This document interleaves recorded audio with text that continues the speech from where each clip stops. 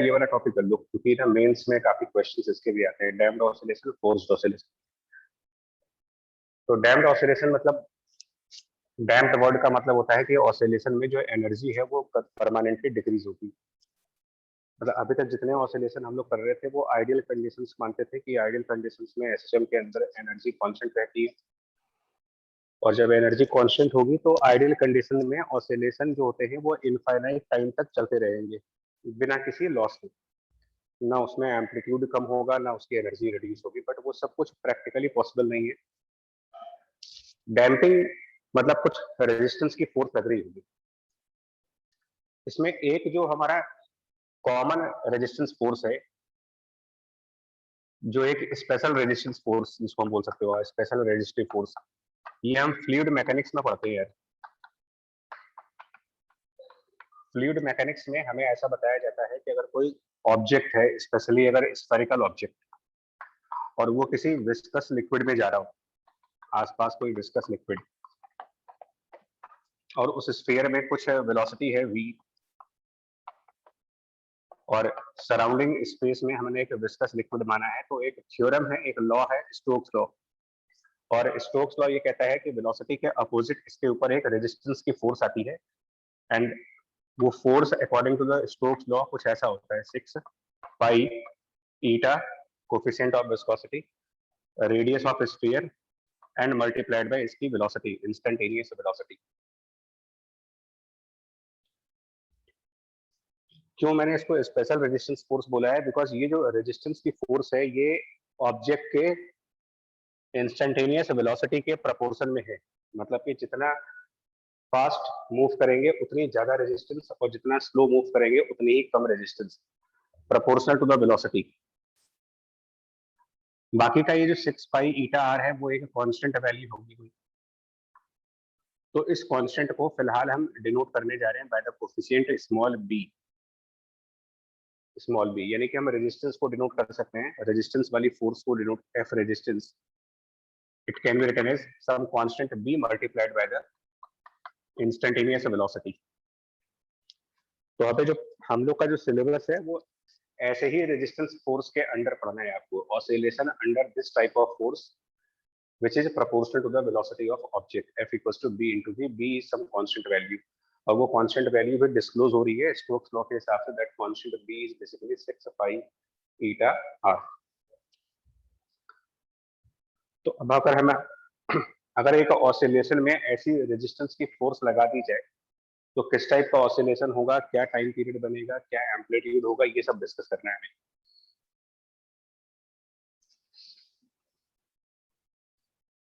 तो इसके लिए ऐसा कुछ मान सकते हैं, देखो कि हमने एक स्प्रिंग कंसिडर किया, और सपोज उस स्प्रिंग को हमने एलोंगेट किया है, उसके ऑब्वियसली उसके साथ एक मास अटैच करते हैं, स्प्रिंग को एलोंगेट करें, और इस सिस्टम को एक विस्कस लिक्विड में डाल देते हैं।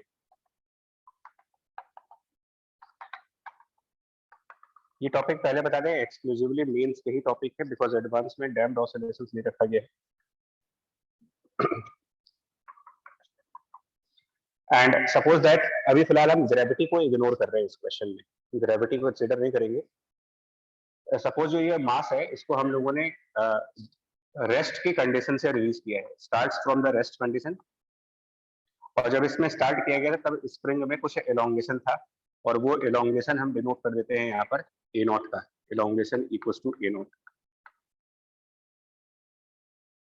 Time T equal to 0। अगर आइडियल कंडीशंस होती तो क्या क्या हो रहा होता है इसमें, मतलब डैम्पिंग ना ले रहे होते मोस्ट आइडियल कंडीशंस में, तो ये किस तरीके से मूव करता है और क्या बिहेवियर होता है, उसको हम पैरेलल में कंपेयर करने जा रहे हैं। मतलब यही चीज अगर हम आइडियल कंडीशंस में देखते हैं कि ग्रेविटी फ्री स्पेस में अगर हमने इस स्प्रिंग के साथ मास अटैच किया होता और इसको ए नॉट डिस्टेंस से रिलीज किया होता, तो हम ये मान लेते हैं कि स्प्रिंग की नॉर्मल लेंथ यहाँ कहीं पर आएगी, ये उसका नॉर्मल लेंथ है, और उससे अगर आप इसको ए नॉट डिस्टेंस से नीचे ले जा करके और रेस्ट की कंडीशन से छोड़ देते, तो आइडियल कंडीशंस के अंदर क्या होता, ये मास वापस ऊपर जाता, ग्रेविटी फ्री स्पेस है, इस बात का बार बार ध्यान रखना होगा। तो ये मास जितने डिस्टेंस आप एलोंगेट करके इसको छोड़ोगे वापस उतना डिस्टेंस जाएगा, एंड देन नॉर्मल लेंथ के ऊपर भी जाता है, टू एंड फ्रो मोशन करता है। यहां से स्टार्ट होता है टाइम t इक्वल टू 0 पर, देन ये मूव करता है एट 1/4 ऑफ टाइम पीरियड, फिर ये ए नॉट डिस्टेंस और ऊपर जाता है हाफ ऑफ टाइम पीरियड, फिर ये यहां से वापस नीचे आ जाता 3/4 of time period, 3/4 of time period, and then वहां से वापस नीचे आ जाता है जहां से स्टार्ट हुआ था कंप्लीट टाइम पीरियड। क्या यहां तक का पॉइंट क्लियर है आपको? आइडियल कंडीशंस में अगर कोई रेजिस्टेंस कंसिडर ना करें, ग्रेविटी कंसिडर ना करें, उस कंडीशन में जिस तरीके से ये ऑसिलेट करेगा वो सिचुएशन ये रहेगी, जितना आप नॉर्मल लेंथ से इसको खींचोगे और छोड़ोगे ये इसका ऑसिलेशन का एम्पलीट्यूड बन जाएगा, इतना डिस्टेंस वापस ऊपर जाएगा नॉर्मल लेंथ की तरफ, फिर उतना ही डिस्टेंस और ऊपर जाएगा, मतलब कि नॉर्मल लेंथ के दोनों तरफ सेम एम्पलीट्यूड मिलता है आपको, जितना एम्पलीट्यूड इस तरफ होता है एग्जैक्टली उतना ही एम्पलीट्यूड इधर भी होता है।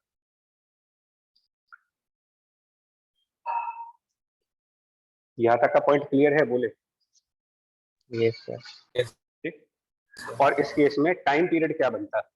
अगर हम इसमें टाइम पीरियड की बात करें तो इस पर्टिकुलर केस में टाइम पीरियड ऑफ ऑसिलेशन या फिर angular frequency of oscillation omega, उसको हम कहते हैं रूट ऑफ के डिवाइडेड बाई एम।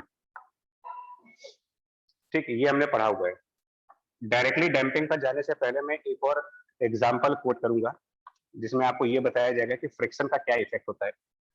सपोज हमने एक हॉरिजॉन्टल सरफेस पर मास लिया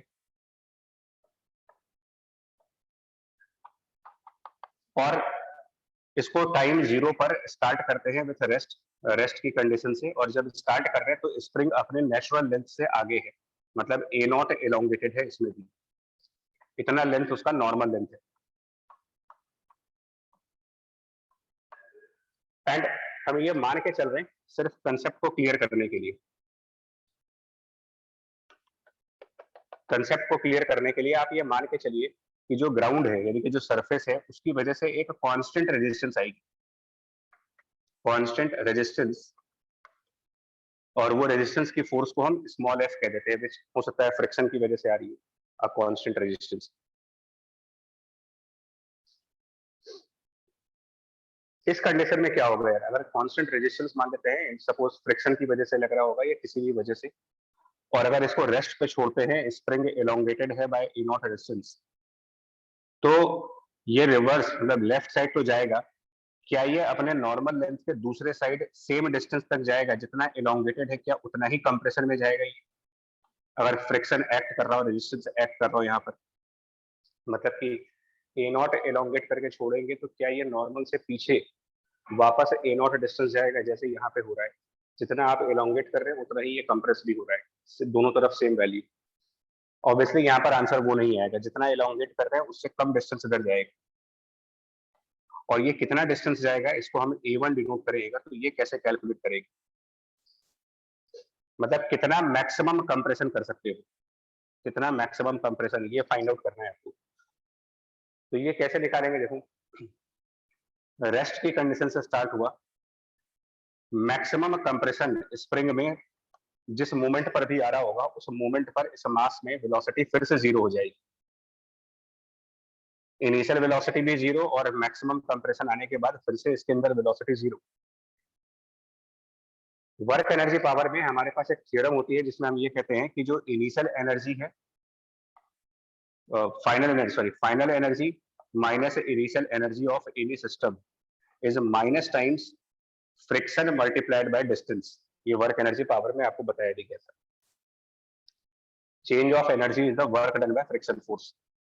फाइनल एनर्जी में काइनेटिक एनर्जी 0, बट क्योंकि स्प्रिंग कंप्रेस है A1 अमाउंट से, तो एनर्जी ऑफ स्प्रिंग लिखी जाएगी half K into A1 square. Initial energy में भी काइनेटिक एनर्जी 0 है क्योंकि रेस्ट से स्टार्ट हुआ था, बट इनिशियल मोमेंट पर स्प्रिंग एलोंगेटेड था, तो स्प्रिंग की initial energy half K A0 square minus friction, and D मतलब होता है टोटल डिस्टेंस जो मूव किया गया है, डिस्टेंस अगेन नॉट डिस्प्लेसमेंट। तो टोटल डिस्टेंस यहां से यहां तक जो ट्रेवल किया गया है उसमें ए नॉट डिस्टेंस ये वाला और A1 डिस्टेंस ये वाला, दैट मींस की total distance is A not plus A1। फिलहाल इसमें ये माना जा रहा है कि फ्रिक्शन कांस्टेंट है, तो हम डायरेक्टली फोर्स इनटू डिस्टेंस लगा रहे हैं। इसको जब हम सिंप्लीफाई करेंगे तो रिजल्ट्स जो बनेंगे, बिकॉज यहाँ पर A1 square minus A not square को A square minus B square से अगर हम एक्सपेंड करेंगे तो एक term A1 plus A not का आएगा और एक term A1 minus A not का आएगा। A1 प्लस A नॉट वाला टर्म इधर से कैंसिल आउट कर जाएगा और अल्टीमेटली आपके पास लेफ्ट हैंड साइड जो चीज बचेगी वो बचेगी A1 minus A not will be minus 2F divided by K right side जाकर के, यानी जो A1 आएगा वो भी निकाल सकते हैं। A1 equals to A naught minus 2F over K। ठीक है, दैट मीन्स कि जितना उसको आपने एलोंगेट किया था उतना वापस कंप्रेस नहीं हो रहा, कंप्रेशन की वैल्यू उससे कुछ कम आएगी, वो A naught minus 2F by K इतना अमाउंट कम आएगा।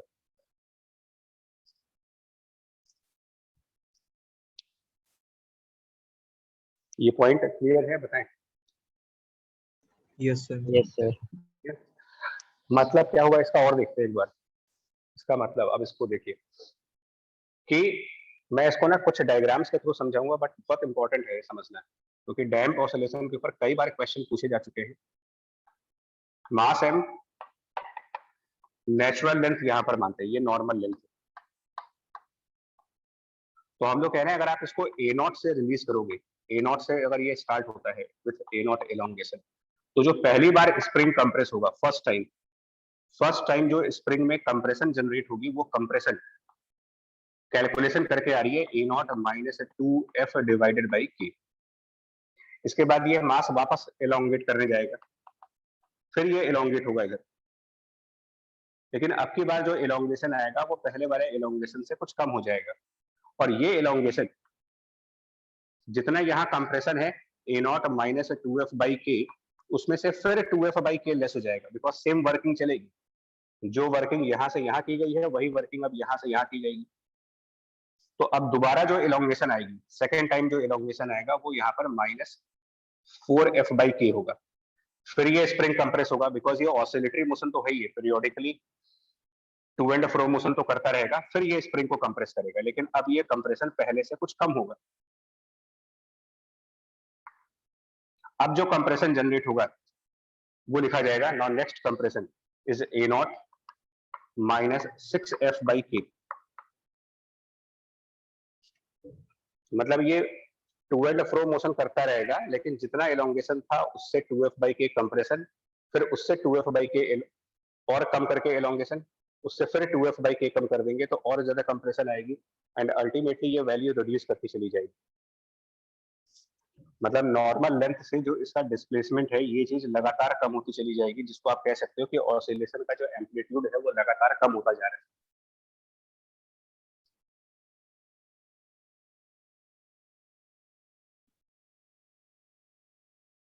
यहाँ तक ठीक है बोलो? तो अगला मिनट, मतलब ये इफेक्ट ऑफ फ्रिक्शन फोर्स है। मैंने समझाने के लिए कांस्टेंट फ्रिक्शन दिया है कि कांस्टेंट फ्रिक्शन लग रहा होगा, कांस्टेंट रेजिस्टेंस लग रहा होगा, तब भी एम्पलीट्यूड लगातार रिड्यूस करता चला जाता है।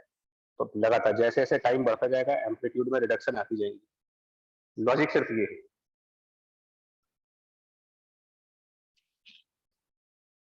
अब यही चीज अगर हम स्पेशल रेजिस्टेंस फोर्स में लेके जाए, स्पेशल रेजिस्टेंस फोर्स में, जिसमें ये कह दिया जाए कि हमारे पास स्प्रिंग है, उसके अंदर अगेन मास अटैच किया,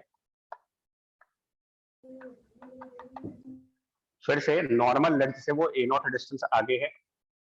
मतलब हम एक तरीके से ये कह सकते हैं कि A नॉट इसका इनिशियल एम्पलीट्यूड है, A नॉट, जहां से उस वो एम्पलीट्यूड जब ऑसिलेशन स्टार्ट हुआ था t इक्वल टू 0।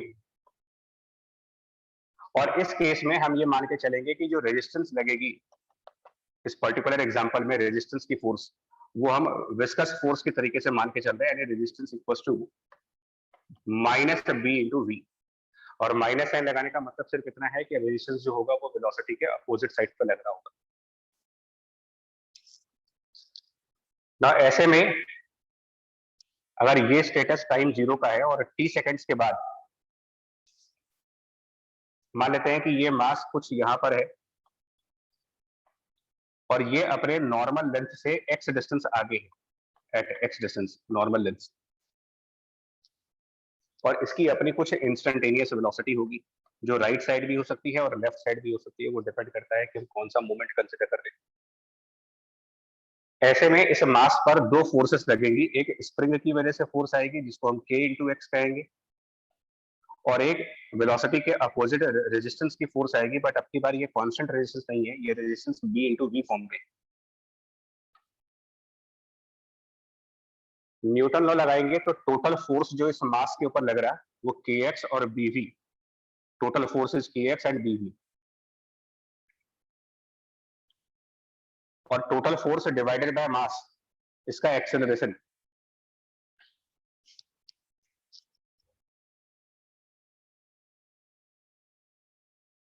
यहां तक कंफर्म करे जरा एक बार, तो बढ़े आगे धीरे धीरे।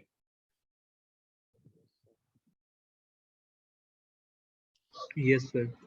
ठीक है, तो टोटल फोर्स में एक तो हो गया kx, लेकिन वो क्योंकि वेलोसिटी के अपोजिट है तो इसको हम माइनस kx करेंगे, रेजिस्टेंस भी उसके अपोजिट है माइनस b, इस पर थोड़ा ध्यान देना। v को हम माइनस b इंटू वी को हम लिख सकते हैं dx बाई dt, तो यहीं पर इसको dx बाई dt कर दीजिए, ये हो गया total force equals to mass m and multiplied by इसका एक्सेलरेशन, और एक्सेलरेशन को कह सकते हैं x का डबल डिफरेंशिएशन, मतलब कि d2x अपॉन dt2। सो अगर हम इन सबको अरेंज कर देंगे एक तरफ तो हमारे पास कुछ टर्म्स ऐसी बन जाएंगी, अगर इनको एक साथ अरेंज करें तो m into d two x upon dt2 plus b times dx by dt and plus k times x equal to 0। Arrange हमने जानबूझ करके इसी ऑर्डर में किया है, second order, first order and then x decreasing order में, ये हमारा। अब ये एक डिफरेंशियल इक्वेशन है लेकिन इसका सोल्यूशन हमारे सिलेबस में नहीं है, जिन लोगों ने थोड़ी एडवांस मैथ्स की होगी वो शायद फिर भी निकाल पाएंगे इनको, बट वैसे नॉर्मल मैथ्स के सिलेबस में इस टाइप की डिफरेंशियल इक्वेशन नहीं पढ़ाई जाती है हम लोग को। मतलब second degree differential equation, double derivative भी है, फर्स्ट डेरिवेटिव भी है, और ये, और हमसे पूछा, हम लोगों से एक्सपेक्ट भी नहीं करते हैं कि इसको सॉल्व करो, सोल्यूशन भी नहीं मांगते इसका सोल्यूशन, बट ये समझना बहुत जरूरी है, इसका सोल्यूशन हम लोग को याद करने को कहा जाता है, और इसका जो सोल्यूशन बनता है आपका,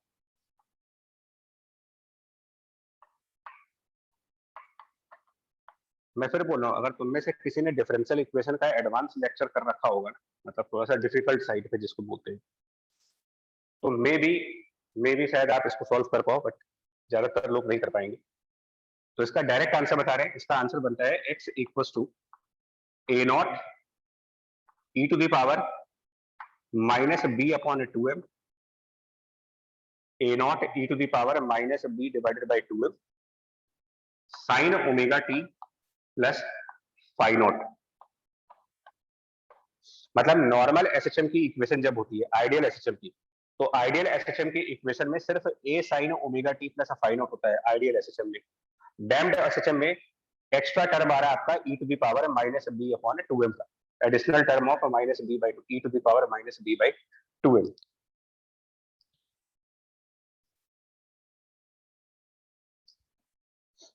तो BT by 2m।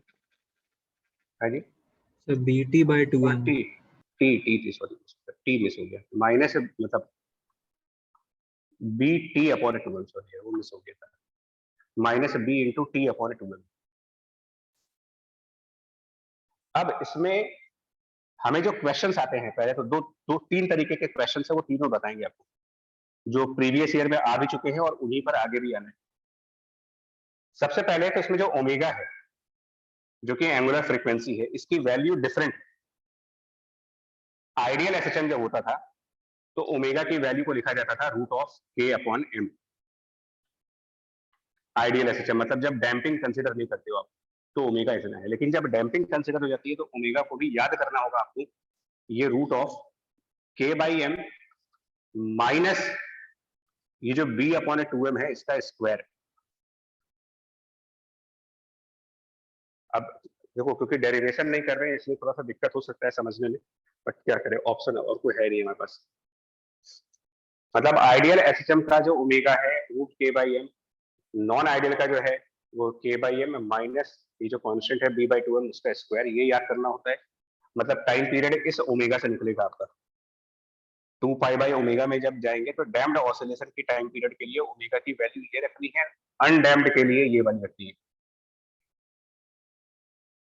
और ये जो टर्म है मतलब जिसको ये कहा जा रहा है A naught e to the power minus b t by two m, ये टर्म, ये पूरा टर्म कहते हैं कि ये एम्पलीट्यूड ऑफ ऑसिलेशन है जो कि फंक्शन ऑफ टाइम है। Amplitude of oscillation that is a function of time. कुछ बुक्स में यहाँ पर साइन की जगह कॉस भी हो सकता है, तो वो प्रॉब्लम वाली बात नहीं है बिकॉज वो ट्रिग्नोमेट्रिक कन्वर्जन है, हम साइन की जगह कॉस भी ले सकते हैं अंदर pi by two plus minus करके। तो चाहे आप साइन फंक्शन यूज कर लें चाहे कॉस फंक्शन यूज कर लें उससे फर्क नहीं पड़ता, वो सब हमारा फाई में एडजस्ट हो जाता है। अगर हम अपने एनसीईआरटी के हिसाब से चले और उसी के हिसाब से चलिए ज्यादा अच्छा है, तो शायद एनसीईआरटी वालों ने यहाँ पर साइन की जगह पर कॉस यूज कर रखा है। आप एचसीवी में जाओगे तो हो सकता है साइन का फंक्शन मिल जाए, वो दिक्कत नहीं है, साइन या कॉस को आपस में एडजस्ट किया जा सकता है।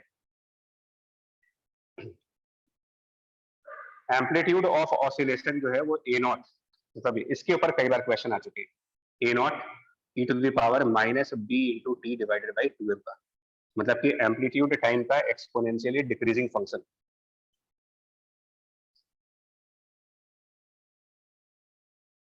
और एक बार इसको भी ध्यान देना क्योंकि एक बार क्या हो चुका है जेई मेन में इस टॉपिक का क्वेश्चन इलेक्ट्रिसिटी में पूछा है। मतलब टॉपिक आपका एसएचएम का है लेकिन पूछा उन्होंने इलेक्ट्रिसिटी में है, और अब आपको बता रहे कि इलेक्ट्रिसिटी में ये क्वेश्चन कैसे आ सकता है।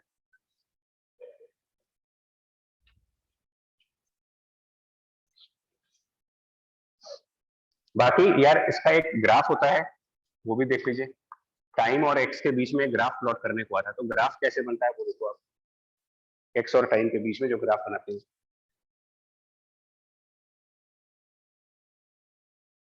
है आप में से किसी को आइडिया है इस टाइप के फंक्शंस का ग्राफ सर कैसे बनाते साइन हैं? का फंक्शन होगा बट डिक्रीजिंग एम्पलीट्यूड। हाँ राइट राइट। एक्चुअली क्या होता है हम पहले इसका ग्राफ बनाते हैं, पहले आप ग्राफ बनाएंगे A naught e to the power minus b t by two m, पहले इसका ग्राफ प्लॉट करिए। इसका ग्राफ जब प्लॉट करेंगे तो ये ए नॉट से स्टार्ट होगा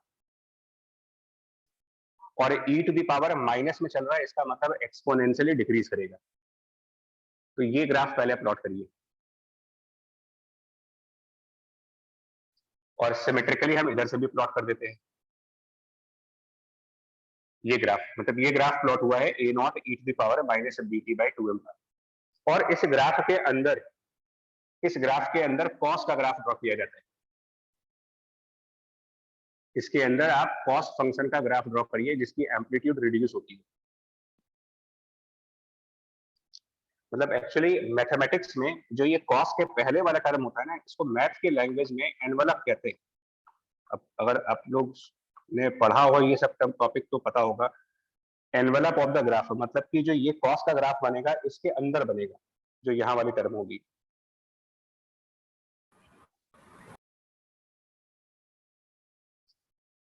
ये जानना जरूरी है यार, बहुत जरूरी है जानना आपके लिए।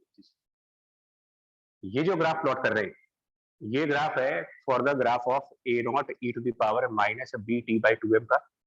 इनसाइड में जो ग्राफ दिखा है जो ऑसिलेटरी ग्राफ है वो आप ग्राफ दिखा रहे हो इसके आगे वाले टर्म का, यानी अगर कॉस का टर्म है तो कॉस का ग्राफ, साइन का टर्म होता है तो साइन का ग्राफ। लेकिन इस कॉस के ग्राफ की जो हाईएस्ट वैल्यू है वो लगातार रिड्यूस होती जा रही है, मतलब एम्पलीट्यूड लगातार कम होता चला जा रहा है इसका।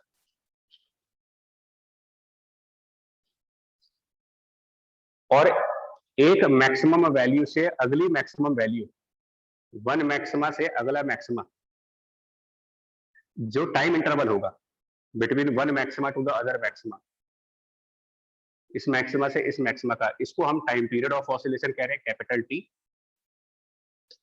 और ये कैपिटल टी की वैल्यू 2 पाई डिवाइडेड बाय ये वाला omega root of k upon m minus b by two m का स्क्वायर। इतने ही पे ही क्वेश्चंस आते हैं आपके। एक इस एम्पलीट्यूड की फंक्शन पे क्वेश्चन आता है, एक टाइम पीरियड के ऊपर क्वेश्चन आता है, और एक इसका कंपैरिजन। और क्वेश्चन किस तरीके के हैं वो देख लेते हैं।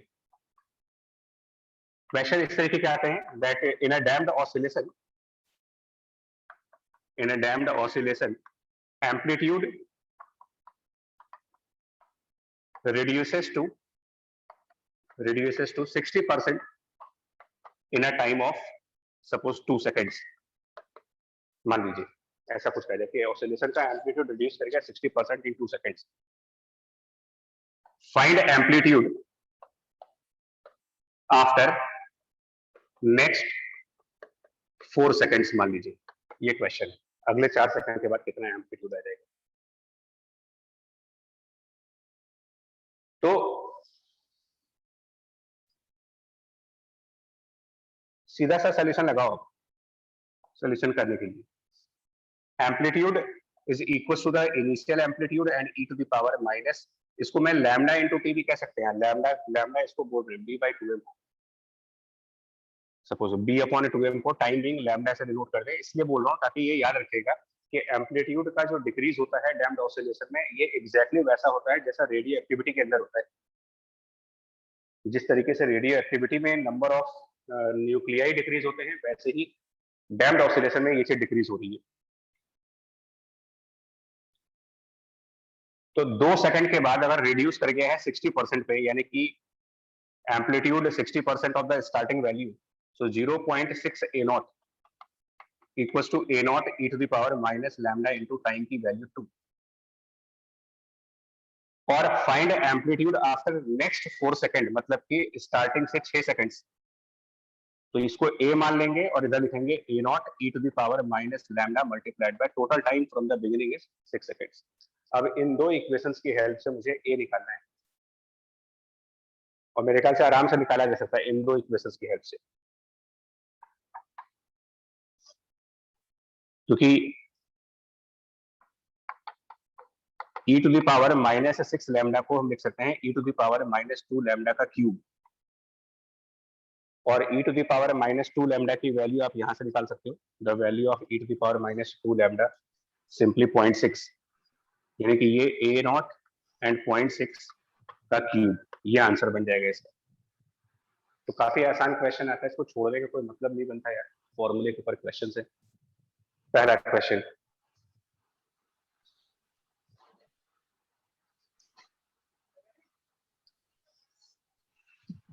सेकंड क्वेश्चन दिखाता हूं आपको। सेकंड क्वेश्चन लिखना, इसका हम कंपैरिजन करेंगे। पहले तो आप कंपैरिजन इलेक्ट्रिसिटी से करोगे इसका, कंपैरिजन विथ इलेक्ट्रिसिटी अगर करना हो तो देखो क्या कंपैरिजन होगा इसमें।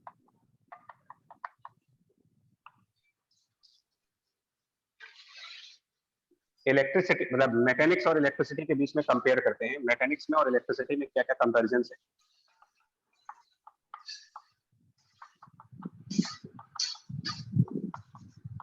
एक एक चीज बताते हैं आपको। मैकेनिक्स में वी हैव डिस्प्लेसमेंट, जिसका एनालॉग चार्ज, डिस्प्लेसमेंट का डिफरेंशिएशन है वेलोसिटी, चार्ज का डिफरेंशिएशन करंट। वेलोसिटी का मास, मैकेनिक्स में मास जो कि इनर्शिया होता है, तो इलेक्ट्रिसिटी में inertia is called self inductance. Self inductance electrical inertia, mass mechanical inertia. Mechanics में momentum, linear momentum is defined as mass into velocity. Electricity में flux defined as self inductance into current.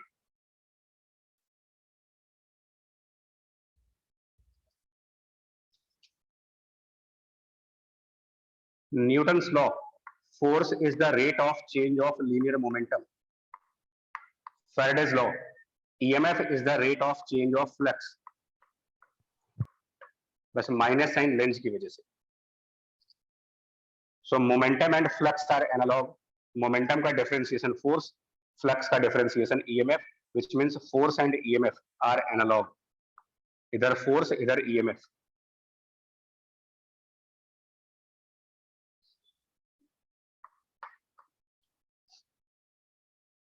Even अगर आप energy की बात करेंगे तो यहाँ पर काइनेटिक एनर्जी होती है हाफ mv², जिसके एनालॉग पर यहाँ एनर्जी होती है हाफ li², इंडक्टर की एनर्जी। यहाँ पर स्प्रिंग की एनर्जी होती है हाफ kx²। तो इलेक्ट्रिसिटी में एनर्जी का एक फॉर्मूला है कैपेसिटर के लिए, half q² upon capacitance. x का एनालॉग q आ गया, x² की जगह q², हाफ की जगह हाफ, इसका मतलब k और k का एनालॉग 1/c बन जाएगा। स्प्रिंग कांस्टेंट k की एनालॉग बनेगी 1 अपॉन कैपेसिटेंस।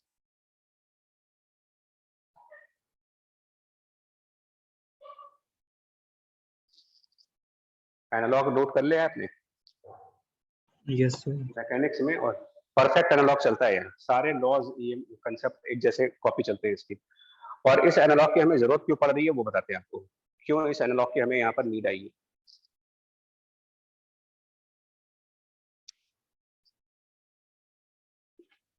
इमेजिन करें हमने एक कैपेसिटर लिया, उस कैपेसिटर को चार्ज किया plus Q0 and minus Q0 से, और उसको कनेक्ट कर दिया एक रेजिस्टेंस के साथ और प्लस एक इंडक्टेंस के साथ। LCR सर्किट ले रहे हैं, लेकिन इसमें कोई बैटरी नहीं है, ध्यान देना। LCR सर्किट बना किसी बैटरी के। पहले कुछ और कंपैरिजन आपको याद दिला दे, यहाँ पर लिख दे रहे। स्प्रिंग कांस्टेंट का कंपैरिजन 1/c से। इवन ओम्स लॉ जो कहता है कि EMF is current multiplied by the resistance. तो यहाँ पर विस्कोसिटी की force, viscous force B into v, viscosity की फोर्स। करंट और वेलोसिटी एनालॉग पर पहले से ही है, I और V पहले ही एनालॉग है। EMF and force already analog है। EMF analog to the force, EMF के एनालॉग पर फोर्स है, करंट के एनालॉग पर वेलोसिटी है। इसका मतलब ये जो B है वो रेजिस्टेंस का एनालॉग है।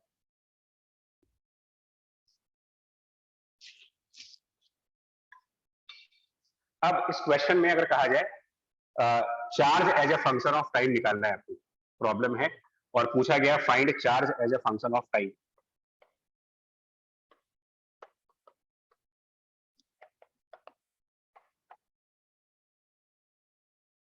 कैसे करेंगे इसमें, इस LCR सर्किट में charge as a function of time? Sir वो डिफरेंशियल इक्वेशन वैसे ही बन जाएगी जैसे डैम्ड SHM में बनी थी। क्या बनेगी देखो, अगर इस पर कोई Q चार्ज हो किसी टाइम पर, अगर हम स्मॉल Q चार्ज मान ले एट सम टाइम t, तो यहाँ पर पोटेंशियल डिफरेंस Q/C, ध्यान देते हैं यहाँ पर पोटेंशियल डिफरेंस Q/C बन जाएगा। यहाँ पर potential difference I into R, देखिए Q/C plus I into R, और I को लिख सकते हैं dQ/dt,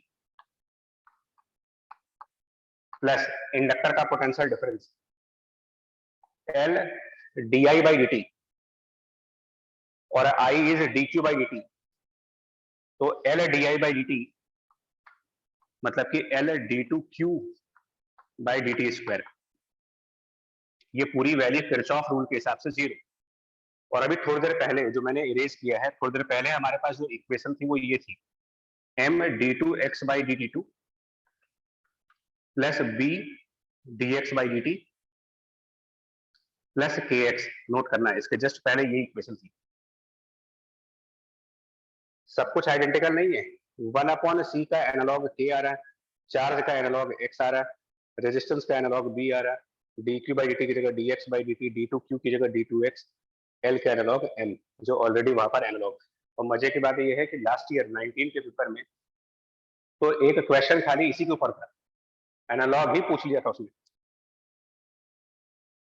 2019 जेईई मेंस का अगर आप पेपर देखोगे तो एक सेशन में उन्होंने सिर्फ यही पूछा था कि K का एनालॉग मतलब स्प्रिंग कांस्टेंट का एनालॉग इलेक्ट्रिसिटी में क्या होता है।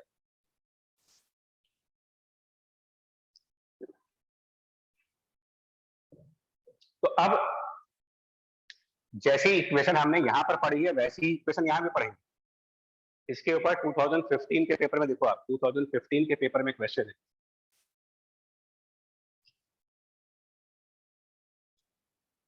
तो यहाँ पर सिमिलरली आएगा, हम लोग का मैकेनिक्स में जो आंसर था वैसा ही आंसर यहाँ पर आएगा, Q equal to initial charge e to the power minus, इधर हमने b t अपॉन 2m लिखा था, तो b की जगह पर हमारे पास r t upon 2m, m की जगह l, और आगे हमने पढ़ा था cos omega t plus phi naught, और यहां पर ओमेगा की वैल्यू पूछी जाएगा। 2015 का पेपर जरूर देखना, 2015 में इस पोर्शन पे था, इसके ऊपर एक क्वेश्चन था, और वो क्वेश्चन ये था कि इसको जब हमने ग्राफिकली प्लॉट किया था, मैं बता दूं क्वेश्चन भी क्या था। उन्होंने इसको प्लॉट किया था, इसका ग्राफ दिया था, और ग्राफ कुछ ऐसे था Q0, और उन्होंने दो ग्राफ बनाए थे, मतलब उन्होंने दो सर्किट्स लिए थे, एक सर्किट में L1 इंडक्टेंस थी और एक सर्किट में L2 इंडक्टेंस थी, कैपेसिटेंस रेजिस्टेंस बराबर थे, चार्ज बराबर था। डिफरेंस ये था कि पहले वाले सर्किट में L1 इंडक्टेंस, दूसरे वाले सर्किट में L2 इंडक्टेंस, और उन्होंने कहा कि इन दोनों सर्किट्स के लिए ये ग्राफ है, और एक ग्राफ इंडक्टेंस L1 वाले के लिए था, एक ग्राफ इंडक्टेंस L2 वाले के लिए था। तो सिर्फ ये पूछा गया था कि कौन सा इंडक्टेंस ज्यादा है, इसमें से इंडक्टेंस L1 ज्यादा है या फिर इंडक्टेंस L2 ज्यादा है, सिर्फ ये क्वेश्चन था। तो वो यहां से समझ सकते हो आप, इंडक्टेंस अगर हम ज्यादा रखेंगे ना, L की वैल्यू ज्यादा रखेंगे, या फिर मैकेनिक्स में मास की वैल्यू ज्यादा रखेंगे, तो नेचुरल सी बात है कि जो T का कोफिशिएंट आएगा वो कम आएगा, तो जितना ज्यादा L होगा यहाँ पर कोफिशिएंट की वैल्यू उतनी ही कम आती जाएगी, और E की पावर जितनी कम लगाओगे वो उतना फ्लैटर ग्राफ होगा, फ्लैट ग्राफ। तो जितना फ्लैट ग्राफ है इसका मतलब ये लो इंडक्टेंस का है, जितना स्टीप ग्राफ है ये हाई इंडक्टेंस का ग्राफ होगा। That means simply L1 is low and L2 is high. और वैसे भी इंडक्टेंस चेंज को रेजिस्ट करने के लिए होता है, तो चार्ज जितना धीमे धीमे चेंज होगा इसका मतलब वहां पर अलग, मतलब जो इंडक्टेंस की वैल्यू होगी वहां पर उल्टा हो गया, सभी L1 ज्यादा होगा। हाई इंडक्टेंस का चार्ज धीमे धीमे कम होगा, लो इंडक्टेंस में चार्ज जल्दी कम होगा, बिकॉज इंडक्टेंस लो होने का मतलब इनर्शिया कम, और इनर्शिया कम है तो इसका मतलब चेंजेस जल्दी जल्दी किए जा सकते हैं।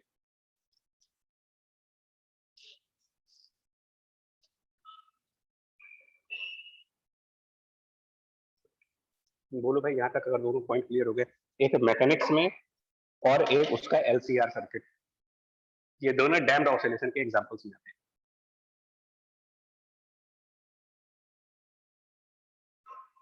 सर जो पीवी की फोर्स है वो एसएचएम में किसके जैसे लगती है? वो तब होता है जब मास को हम विस्कस लिक्विड में डालेंगे, मास inside viscous liquid. Yes. 6 pi ईटा RV, ये भी पूछा जा सकता है कि जो B है वो क्या है, तो B स्टोक्स लॉ का 6 पाई ईटा R है। अच्छा, एक और पॉइंट देखो, यहां पर चाहे वो आप इलेक्ट्रिसिटी की बात कर ले, चाहे आप मैकेनिक्स की बात कर ले, दोनों के कंसेप्ट एक जैसे ही हैं।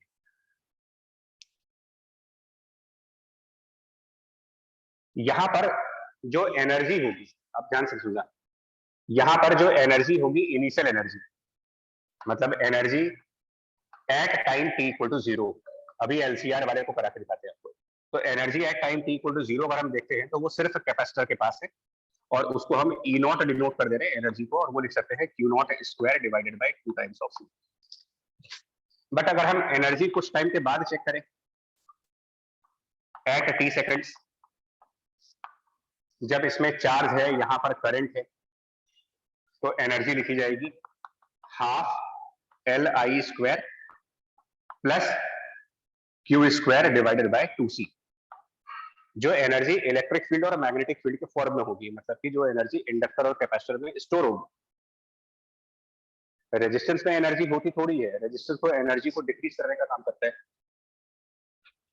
तो अगर हम यहाँ पर ये पता लगाना चाहें कि एनर्जी कितने रेट से कम हो रही है, मतलब कि dE/dt कितना होगा, rate of change of energy, अगर हम ये पता लगाना चाहें डैम्पिंग के टाइम पर, rate of change of energy, differentiate करें इसको, और देखते हैं कि डिफरेंशिएट करके क्या आंसर बन जाएगा हमारा।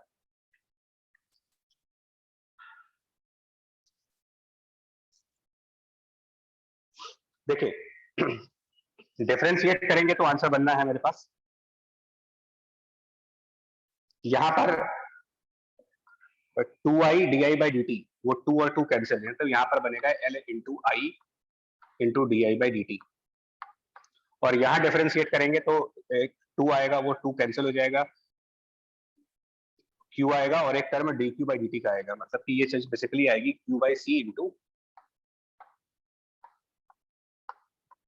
क्रॉस चेक कर ले फिर बताएं सही लिखा हो तो। Yes sir. Yes sir. ठीक है, अब हाँ, अब इसमें ना थोड़ा सा और एडजस्टमेंट करना है, इसमें जो रिजल्ट है इसको और एडजस्ट करना है। एक सेकंड रुकना है।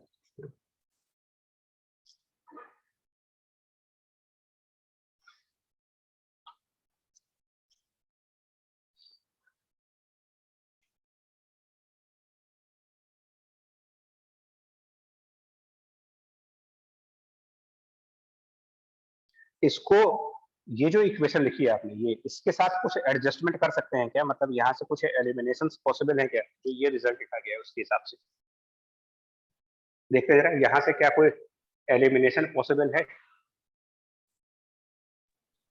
एक स्टेप आप और देख सकते हो, जो D I by d T है, थोड़ा स्पेस मेरे को अब कम पड़ रहा है, D I by d T को हम लिख सकते हैं D q by d T, मतलब कि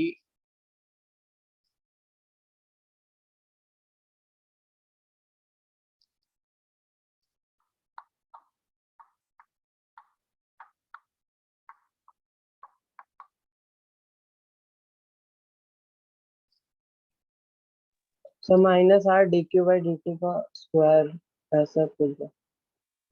मतलब ये पूरा सिंप्लीफाई करने पर, सर आई को D q by d T लिख लेंगे कॉमन लेके, वो माइनस आर।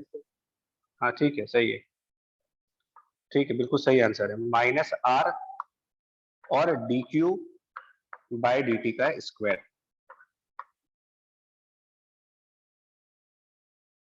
मतलब ये भी पॉइंट सही है इनका कि ये जो है अगर हम इसको वैसे छोड़ दें, मतलब यहाँ पर जो आई था और यहाँ D I by d T जो पहला वाला टर्म था उसको अगर हम अरेंज करें, तो पहले तो इसको d two q by d t square कर सकते हैं, वो यहाँ से रिप्लेस कर सकते हो, मतलब L D I by d T वो यही चीज है यार, L D I by d T, ये पूरा L D I by d T है, तो इसकी वैल्यू उठा करके यहाँ लाए और आई को D q by d T कर दे, तो अल्टीमेटली ये आंसर बनना चाहिए। अब एक बार देख लो बन रहा है कि नहीं बन रहा है, पहले तो जो रिजल्ट है। और वैसे भी एक्सपेक्टेड था भाई, देखो ये माइनस आई स्क्वायर आर, ये एक्सपेक्टेड नहीं है, माइनस आई स्क्वायर आर, जो एनर्जी डिक्रीज होगी वो इसमें कौन से कंपोनेंट की वजह से डिक्रीज होगी। भाई कैपेसिटर एनर्जी डिक्रीज नहीं करता है, एनर्जी को कंजर्व रखता है, इंडक्टेंस एनर्जी कंजर्व, तो एनर्जी जो डिसिपेट होती है वो हमेशा रेजिस्टेंस के फॉर्म में डिसिपेट होती है, और एनर्जी रेजिस्टेंस के फॉर्म में जब डिसिपेट होगी तो वो आई स्क्वायर आर बनना चाहिए, और माइनस साइन सिर्फ ये कहता है कि एनर्जी रिड्यूस हो रही होगी यहाँ पर। अब आप बताओ इसके एनालॉग पर मैकेनिक्स के डैम्प्ड ऑसिलेशन में rate of change of energy का कंसेप्ट क्या होगा, ये तीसरा क्वेश्चन है। At what rate energy of damped oscillation changes, at what rate energy of damped oscillation will change, analogue use करें square d by d t of damped oscillation in SHM damped oscillation में, तो आपको comparison से चीजें याद हो जाती हैं। यहाँ अगर माइनस आई स्क्वायर है तो यहाँ माइनस आर का एनालॉग बी और आई का एनालॉग वी स्क्वायर, मतलब कि जो एनर्जी चेंज होती है, एनर्जी का जो रेट है वो वेलोसिटी की स्क्वायर पे डिपेंडेंट है। ये थर्ड क्वेश्चन जो पूछा जा सकता है डैम्प्ड ऑसिलेशन में। सर ये तो वही power delivered by bond forcing है एक तरह से, तो वही हो गया पावर वाला कंसेप्ट। तो मैं कोशिश ये कर रहा हूँ कि याद कैसे रखेंगे, देखो देखिए एम्पलीट्यूड का जो डिक्रीज है वो रेडियो एक्टिविटी के सिमिलर है, ऐसे याद रख लो, amplitude decreases just like radioactivity formula, या कैपेसिटर के डिस्चार्जिंग वाला formula. Rate of change of energy electricity के रेजिस्टेंस के सिमिलर है, आई स्क्वायर आर, उससे याद हो जाता है।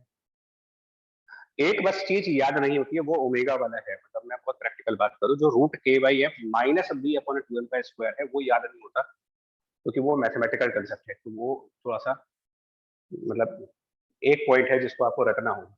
बाकी सब आपको बता दिया किस तरीके से क्वेश्चन है इसके।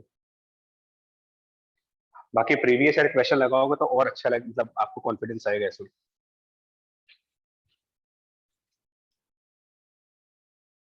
अच्छा, इसके बाद ये तो होता है डैम्प्ड ऑसिलेशन। डैम्प्ड ऑसिलेशन के बाद एक और ऑसिलेशन जो जेई में पूछते हैं मेंस में, वो कहलाता है आपका forced oscillation.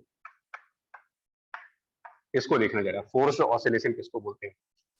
Forced undamped oscillation, sorry forced undamped.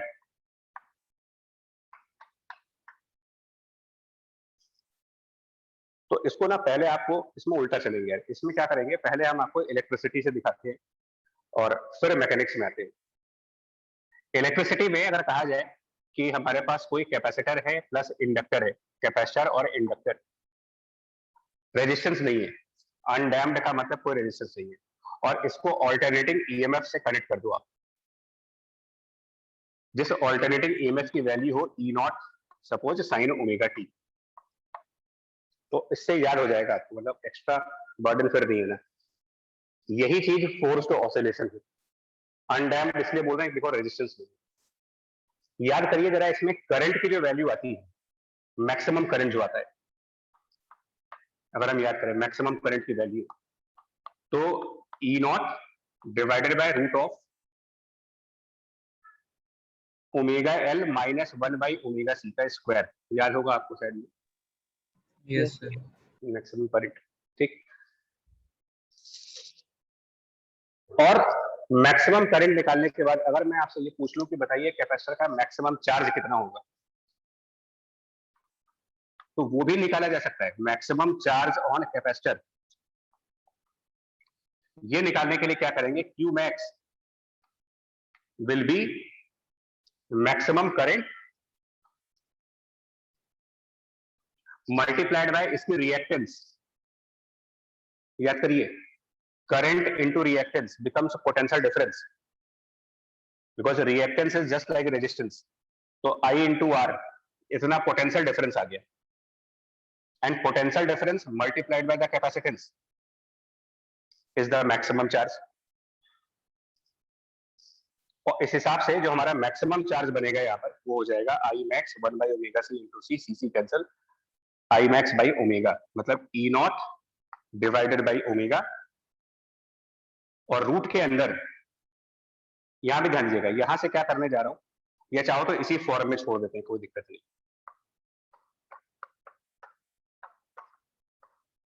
ये आपका मैक्सिमम चार्ज आ गया। तो ये इसलिए बोला क्योंकि इसको याद करने में प्रॉब्लम नहीं होता है, बिकॉज वैसे भी आपको ऑल्टरनेटिंग सर्किट्स पढ़ना ही है, तो ऑल्टरनेटिंग सर्किट पढ़ोगे तो आप ये सब तो डिस्कस करोगे ही करोगे। अब इसके एनालॉग पर आते हैं मैकेनिक्स में। आपसे कहा जाए कि स्प्रिंग है, उसके साथ एक मास अटैच है, स्प्रिंग विथ अ मास, और उसके ऊपर एक फोर्स लगाया गया है, एक्सटर्नल फोर्स, और वो external force F naught sine omega T, external force F naught sine omega T. अब एनालॉग सोचिएगा, अभी हम लोगों ने आपसे कहा था ईएमएफ का एनालॉग फोर्स हो गया F naught sine omega T, मतलब इलेक्ट्रिसिटी में इसका एनालॉग हो जाता है ऑल्टरनेटिंग ईएमएफ। मास का एनालॉग इंडक्टेंस, और स्प्रिंग का एनालॉग कैपेसिटेंस। अगर रेजिस्टेंस ना हो तो ये वाला केस और ये वाला केस एक दूसरे के बिल्कुल आइडेंटिकल केसेस है। अब आप फाइनली इसका आंसर देख सकते हो। चार्ज के एनालॉग पर क्या बनता है, चार्ज के एनालॉग पर मैकेनिक्स में आती है डिस्प्लेसमेंट, मतलब कि इस मास का मैक्सिमम डिस्प्लेसमेंट, और मास का मैक्सिमम डिस्प्लेसमेंट को टेक्निकल लैंग्वेजेस में हम इसका एम्पलीट्यूड कहेंगे। यानी इस सिचुएशन में एम्पलीट्यूड ऑफ ऑसिलेशन पूछा जाता है कि what will be the amplitude. वो यही होगा जो यहां मैक्सिमम चार्ज, ई नॉट की जगह लिखेंगे f naught upon omega, root omega l की जगह पर मास, तो m into omega minus 1 by omega c. और याद करिए 1 अपॉन सी का एनालॉग क्या बनता है, 1 बाई सी का एनालॉग कैपेसिटेंस का analog 1 upon constant spring constant था, कैपेसिटेंस 1/k होता है, तो 1 अपॉन c मतलब spring constant, k upon omega इसका स्क्वायर, रूल खत्म, सीधा सा। मतलब इलेक्ट्रिसिटी से इसको याद किया जा सकता है, क्योंकि उल्टा याद करना टफ है, इससे इसको पढ़ना टफ है, बट इसके थ्रू ये किया जा सकता है।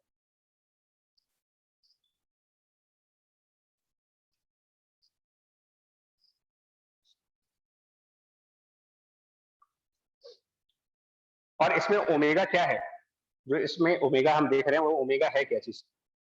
तो ओमेगा है वो फ्रीक्वेंसी जिससे हमारा फोर्स ऑसिलेट करेगा, फोर्स के ऑसिलेट करने की फ्रीक्वेंसी।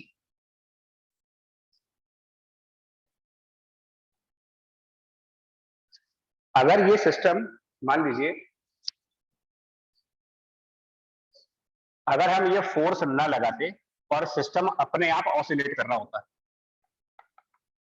मतलब सिर्फ स्प्रिंग होता और मास होता और कुछ नहीं होता, स्प्रिंग है मास है, दैट्स ऑल, कोई फोर्स नहीं, कोई रेजिस्टेंस नहीं, इसको बोलते हैं नेचुरल ऑसिलेशन।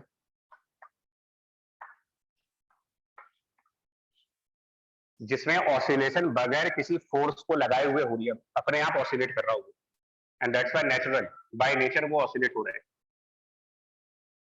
ऐसे ऑसिलेशंस के लिए हम ओमेगा पढ़ते थे कि अगर वो सिस्टम अपने आप ही ऑसिलेट कर रहा है तो ओमेगा की वैल्यू होती है √k डिवाइडेड बाई m।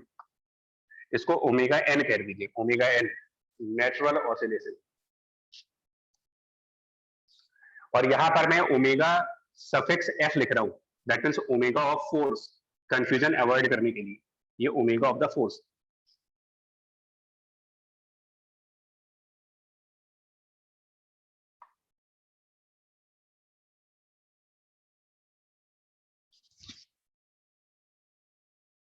तो इस रिलेशन को हम ऐसे भी कह सकते हैं, capital A equals to F0 by omega of force divided by root of m omega of force minus k को चेक करो, k को लिख सकते हैं मास और नेचुरल ओमेगा का स्क्वायर, वो यहां रख दीजिए, k को मास इंटू नेचुरल ओमेगा का स्क्वायर।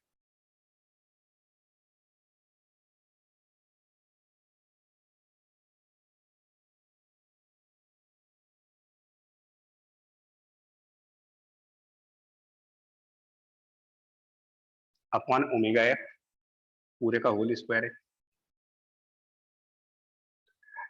अल्टीमेटली जब हम सॉल्व करते हैं इसको, तो एम्पलीट्यूड की वैल्यू बन जाती है, जब ये पूरा सॉल्व करेंगे ना, ध्यान से देखना, तो ये आंसर आपका बनेगा F0 divided by m upon root के अंदर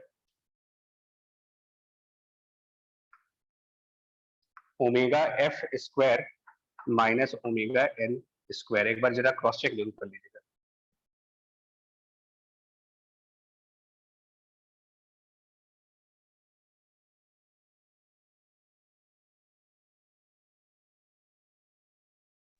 यस सर। ठीक है, ठीक है। और मैं बार बार बोलूंगा, पढ़ना पढ़ना तो है, लेकिन पढ़ने से ज्यादा स्मार्टनेस आपकी ये होनी चाहिए कि इनको कैसे मेमोराइज किया जाए, कैसे अपने दिमाग में रखा जाए एग्जाम टाइम तक, वो बड़ा चैलेंज है। पढ़ने को हर कोई पढ़ रहा है इसको।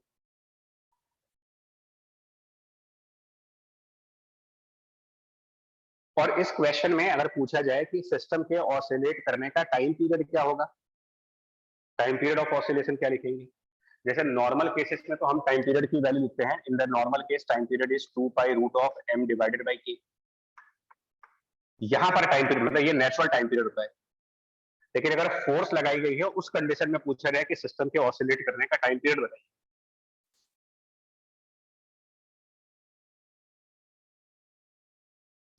तो टाइम पीरियड ऐसे केसेस में ध्यान देना, time period for such cases जहां पर फोर्स लगाई गई, it is 2 pi divided by omega of the force. अब की बार ये 2 pi root m by k नहीं आएगा आंसर, फोर्स लगा दिया है तो time period of oscillation is not equal to 2 pi root m by k, now it is equal to 2 pi divided by जो यहां वाला ओमेगा आएगा, मतलब टाइम के पहले वाला ओमेगा, वो ओमेगा लगाएंगे।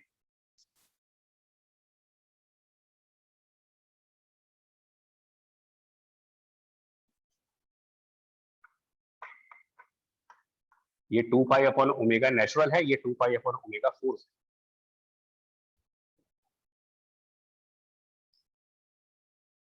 तो oscillation under a force is similar to current under alternating EMF. तो जितनी फ्रीक्वेंसी का ईएमएफ होगा उतनी ही फ्रीक्वेंसी की करंट आएगी। 100 हर्ट्ज का 100 हर्ट्ज की वोल्टेज 100 हर्ट्ज आएगा, 50 हर्ट्ज लगाइए 50 हर्ट्ज की आएगी करंट। जो फ्रीक्वेंसी वोल्टेज की वही फ्रीक्वेंसी करंट की।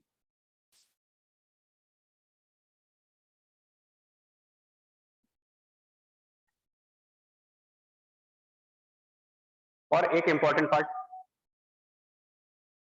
सपोज जो हमारा फोर्स है उसकी जो फ्रीक्वेंसी ओमेगा एफ है, अगर हम इसको वेरी करना चालू कर दें, सपोज इस फ्रीक्वेंसी को वेरिएबल कर दें,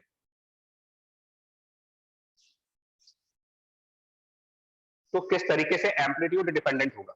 मतलब सिर्फ रटना नहीं है, बार बार बोल रहा हूं आपसे, आपको चीजों को समझना होगा ताकि क्वेश्चन किए जा सके। नोटिस करिए एम्पलीट्यूड किस चीज पे डिपेंडेंट हुआ, एम्पलीट्यूड की डिपेंडेंसी किस चीज पर है, जो फोर्स लगाया उसके मैक्सिमम वैल्यू कितनी है, मास कितना है, जो फोर्स लगाया उसमें क्या फ्रीक्वेंसी है, और सिस्टम की नेचुरल फ्रीक्वेंसी क्या थी, मतलब कि के और एम कितना है। तो अगर हम अप्लाइड फोर्स की फ्रीक्वेंसी को चेंज करेंगे तो बट ऑब्वियस है कि ओमेगा एफ को चेंज करेंगे तो एम्पलीट्यूड भी चेंज होगा। और उसको अगर हम ग्राफिकली प्लॉट करना चाहें कि ओमेगा के साथ हमारा एम्पलीट्यूड किस तरीके से चेंज हो रहा, बाकी सारे पैरामीटर कांस्टेंट रखिए, के constant, mass constant, F not constant, सिर्फ ओमेगा ऑफ एफ को वेरी करेंगे, बाकी सब कुछ कांस्टेंट रखते हैं। स्टार्ट करिए, omega F zero, omega F zero, sorry इसमें कुछ गड़बड़ हो गया, इसका पूरे का स्क्वायर, हाँ सॉरी तभी रूट के अंदर नेगेटिव दिख रहा था। एनीवे ओमेगा एफ जीरो तो भी कुछ एम्पलीट्यूड आ जाएगा, है ना। और वो कितना आएगा नोटिस करना, अगर ओमेगा एफ जीरो आ जाए मतलब हम यहाँ पर जीरो, मतलब हमने एक तरीके से फोर्स लगाया ही नहीं। तो जब फोर्स नहीं लगाया ओमेगा एफ जीरो, तो आप खुद सोचो एफ नॉट बाई एम और ओमेगा एन का स्क्वायर, ओमेगा एन का स्क्वायर होता है के अपॉन एम, मतलब यहाँ पर के अपॉन एम और उसका स्क्वायर। जब पूरा सिंप्लीफाई करेंगे तो यह आंसर आएगा आपका एफ नॉट डिवाइडेड बाई के। वेरिफिकेशन करने के लिए आप लोग को वर्क थोड़ी सी करनी पड़ेगी कैलकुलेशन।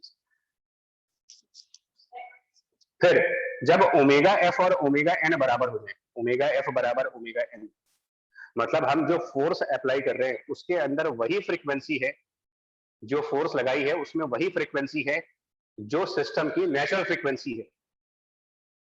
मतलब सिस्टम अपनी मर्जी से जिस फ्रीक्वेंसी पर ऑसिलेट करता है उतनी ही फ्रीक्वेंसी का फोर्स अगर लगा दिया जाए, ओमेगा एफ बराबर omega n, obviously amplitude infinite पहुंच जाएगा।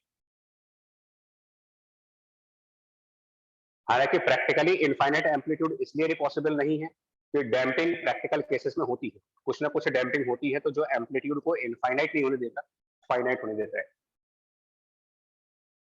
और जब ओमेगा एफ को इनफाइनाइट करेंगे, मतलब बहुत ज्यादा फ्रीक्वेंसी का फोर्स लगा दें, बहुत ही ज्यादा frequency, omega F infinite, omega F infinity, amplitude zero, यानी ये वापस इन्फिनिटी से जीरो की तरफ।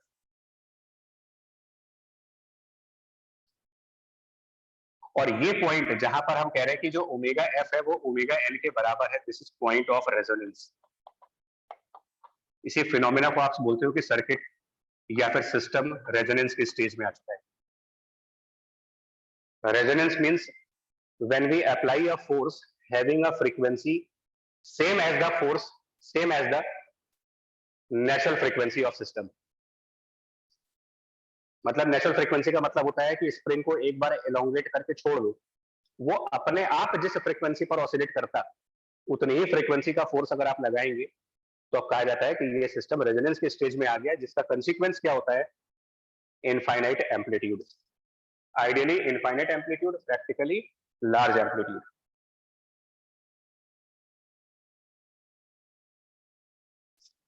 Yes sir, right, state of resonance. Now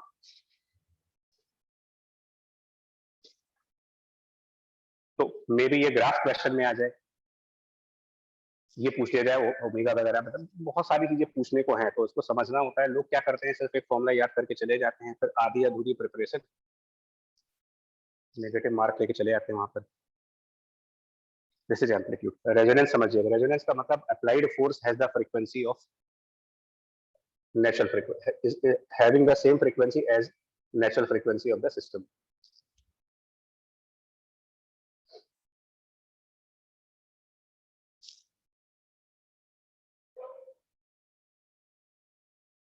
अच्छा, इसके बाद एक और पॉइंट में भी हूं मैं, सारे पॉसिबल चीजों को एक्सप्लोर कर रहा हूं। यहाँ पर एक और चीज पूछी जा सकती है। देखिए, हमारा फोर्स ऑसिलेट कर रहा है और ये मास भी ऑसिलेट करेगा। फोर्स ऑसिलेट कर रहा है, मास भी ऑसिलेट कर रहा है। पूछा जा सकता है कि इन दोनों के ऑसिलेशन में क्या फेज डिफरेंस होगा। Phase difference between their oscillations क्या हो सकता है? What is the phase difference between the oscillation of the mass and the oscillation of this force? क्योंकि ये भी तो एक पीरियोडिक फोर्स है, ये भी एक ऑसिलेटरी फोर्स है।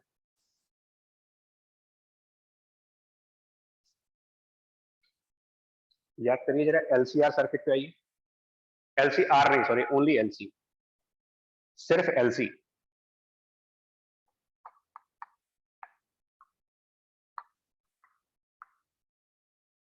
और ईएमएफ बराबर ई not sine omega T.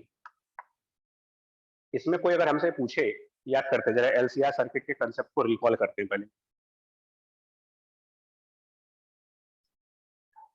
Current का हम लोगों ने एक फॉर्मूला दिया था आपको अल्टरनेटिंग करंट्स में, जिसमें कहा जाता था it was maximum current into sine omega t plus phi. जिसमें फाई को कहते थे कि ये फेज डिफरेंस होगा ईएमएफ और करंट के बीच में। और इस फाई को निकालने का फॉर्मूला था tan phi was equal to XC minus XL upon R. तो अगर रेजिस्टेंस नहीं है, मान लेते हैं आर रही है, क्या रिजल्ट बन जाएगा आप सोचो। अगर आर है ही नहीं हमारे पास, तो tan फाई 90, लेकिन प्लस 90 या माइनस 90? सर वो एक्सेल मतलब जो वैल्यू होगी इंडक्टेंस और कैपेसिटेंस की, उससे डिसाइड करेंगे। मतलब इनमें से कौन सी, मतलब अगर इंडक्टिव रिएक्टेंस ज्यादा है तो करंट लैग कर जाएगा। Yes sir. हाँ, और कैपेसिटिव रिएक्टेंस ज्यादा है तो करंट लीड कर जाएगा। बट दोनों केसेस में फेज डिफरेंस 90 डिग्री ही रहेगा, या तो प्लस 90 या माइनस 90। सेम वे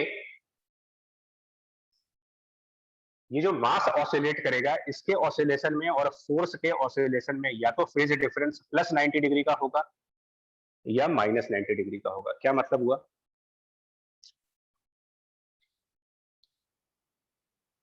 मतलब क्या हुआ इसका यार, कि इन दोनों के ऑसिलेशन में 90 डिग्री का फेज डिफरेंस होगा। उसका क्या मतलब हुआ? अगर फोर्स में साइन का फंक्शन है तो इसके डिस्प्लेसमेंट में कॉस का फंक्शन होगा। मतलब जिस मोमेंट पर फोर्स मैक्सिमम होगी उस मोमेंट पर डिस्प्लेसमेंट जीरो होगी, और जिस मोमेंट पर फोर्स जीरो होगी उस मोमेंट पर डिस्प्लेसमेंट मैक्सिमम होगी। 90 डिग्री फेज डिफरेंस का मतलब ये है, जिस टाइम पर the value of force is zero, maximum displacement आ रहा होगा, मतलब कि ये अपने एक्सट्रीम पॉइंट पर होगा। और जिस टाइम फोर्स की मैक्सिमम वैल्यू होगी उस टाइम डिस्प्लेसमेंट की वैल्यू जीरो होगी। ये मतलब ये अपने इक्विलिब्रियम पॉइंट पर होगा।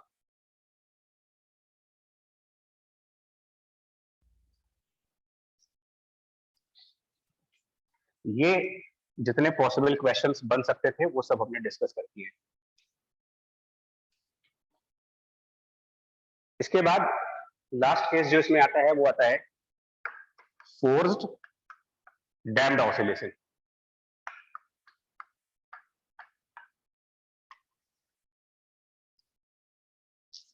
इसके लिए क्या करते हैं, पहले इलेक्ट्रिसिटी में चलते हैं। इलेक्ट्रिसिटी में एलसीआर सर्किट पे आइए। एलसीआर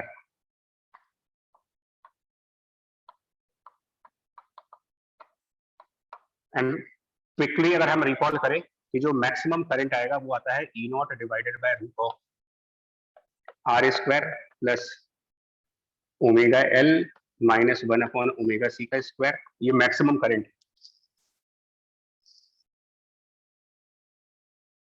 मैक्सिमम करंट में कैपेसिटर की रिएक्टेंस मल्टीप्लाई कर दीजिए, क्या बन जाएगा ये? मैक्सिमम करंट में अगर हम कैपेसिटर के रिएक्टेंस को मल्टीप्लाई कर दें, मतलब करंट इनटू रेजिस्टेंस कर दिया हमने, potential difference, Potential maximum difference. Maximum voltage, और उसमें कैपेसिटेंस और मल्टीप्लाई कर दें, Charge on the capacitor. Maximum charge यानी क्यू मैक्स आ गया। इसके एनालॉग पर मैकेनिक्स में आते हैं। स्प्रिंग है, मास है और फोर्स है, F naught sine omega F t. Mass है, स्प्रिंग है और रेजिस्टेंस भी है, एंड रेजिस्टेंस वही विस्कस फोर्स वाली है, मतलब बी इंटू वी वाली। तो रेजिस्टेंस की जगह विस्कोसिटी की फोर्स, बाकी सब एनालॉग हो गए। तो फोर्स भी लग रहा है, डैम्पिंग भी हो रही है, फोर्स्ड एंड डैम्पिंग। बिना डिटेल में गए सीधा सीधा एनालॉग यूज करिए। क्यू मैक्स की जगह पर यहाँ पर चार्ज का एनालॉग डिस्प्लेसमेंट, तो मैक्सिमम चार्ज मतलब मैक्सिमम डिस्प्लेसमेंट मतलब कि एम्पलीट्यूड। क्या लिखेंगे? Amplitude in this case equals to E naught मतलब कि एफ नॉट, सी और C cancel, by omega, R square is B square, omega, यहाँ जितने भी ओमेगा हैं ये फोर्स वाले ओमेगा हैं, ओमेगा एफ है ये सब, इंटू एल मतलब कि मास, 1/c is k spring constant and omega of F इसका स्क्वायर। ये आंसर है इसका।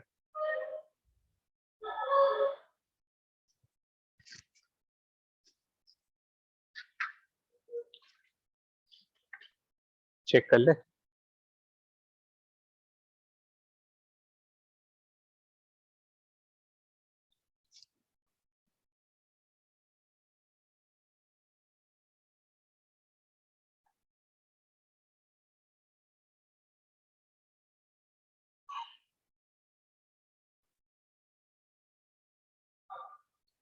ठीक है, और सेम पॉइंट हो जाएगा यार कि जो नेचुरल ओमेगा होता है वो रूट के बाई एम होता है। तो यहाँ से हम फिर से वही काम कर सकते हैं, के को रिप्लेस कर सकते हैं मास इंटू नेचुरल ओमेगा का स्क्वायर करके। अब वो पार्ट छोड़ दे रहे हैं आप। यहाँ तक बताओ, यहाँ तक के 4-3 जो पॉइंट थे इनमें कोई दिक्कत है तो बताएं। No sir. नो अभी सारा हो गया ना, मतलब damped oscillation, forced oscillation and forced damped oscillation. इसमें पहले वाले में दिक्कत थी, पहले वाले में हमने उल्टा काम किया है, पहले मैकेनिक्स की फिर इलेक्ट्रिसिटी का एनालॉग निकाला, बाकी के दो में उल्टा कर रहे हैं। इलेक्ट्रिसिटी में हम पढ़ चुके हैं, एनालॉग से हम एसएचएम के अंदर जा सकते हैं। तो इस तरीके से अगर आप करोगे तो चीजें काफी आसान हो जाती हैं। और इसमें एक पॉइंट और आ जाता है लास्ट में, इसमें जो पॉइंट है वो बता देते हैं। सॉरी, एक चीज रह गई। अगर हम के को मास इंटू ओमेगा एन का स्क्वायर कर देते हैं तो यहाँ पर कुछ अलग रिजल्ट आ जाएगा। अगर यहाँ पर मास और ओमेगा एन का स्क्वायर मतलब कर देते हैं,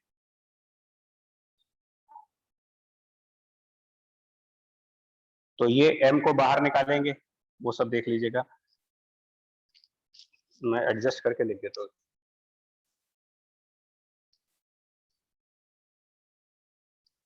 मतलब m स्क्वायर बाहर आ जाएगा और ब्रैकेट के अंदर आ जाएगा omega f square minus omega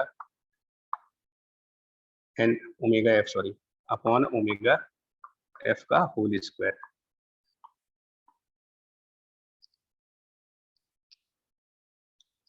अब इसमें अगर हम ओमेगा एफ और एम्पलीट्यूड में ग्राफ लेंगे, omega f versus amplitude graph,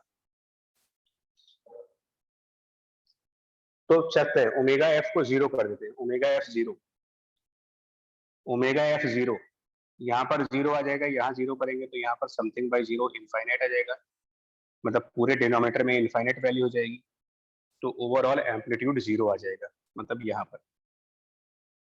और अगर हम ओमेगा एफ को इन्फिनिटी कर देते हैं, ओमेगा एफ बराबर इन्फिनिटी, तो फिर से यहाँ पर इन्फिनिटी का term, infinity in the denominator, total value 0, मतलब यहाँ पर फिर 0 आएगा। और ओमेगा एफ को अगर हम ओमेगा एन के बराबर करते हैं, ओमेगा एफ बराबर ओमेगा एन मतलब natural frequency, omega f equal to omega n, ये पूरा टर्म जीरो हो जाएगा, ये पूरा टर्म जीरो होगा, आंसर बचेगा f naught upon omega f upon b, मतलब कुछ आंसर बचेगा।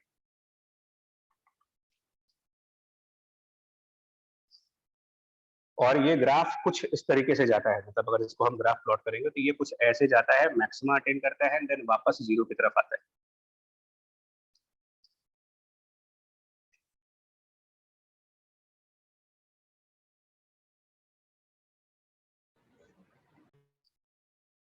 और यही रेजोनेंस वाला केस है, बट अब की बार रेजोनेंस पर एम्पलीट्यूड लार्ज है, इनफाइनाइट नहीं है, क्योंकि डैम्पिंग लगी हुई है इसमें।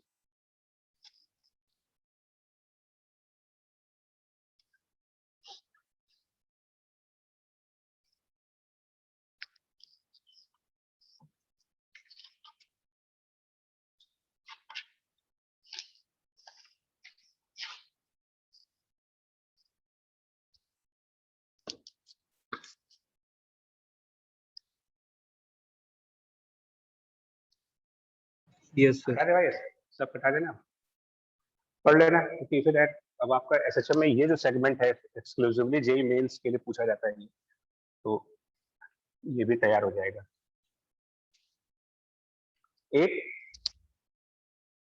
एक और जो एक्सक्लूसिव टॉपिक्स हैं कुछ, वो दिखाते हैं आपको। Oscillation of spring and mass में एक और टॉपिक है।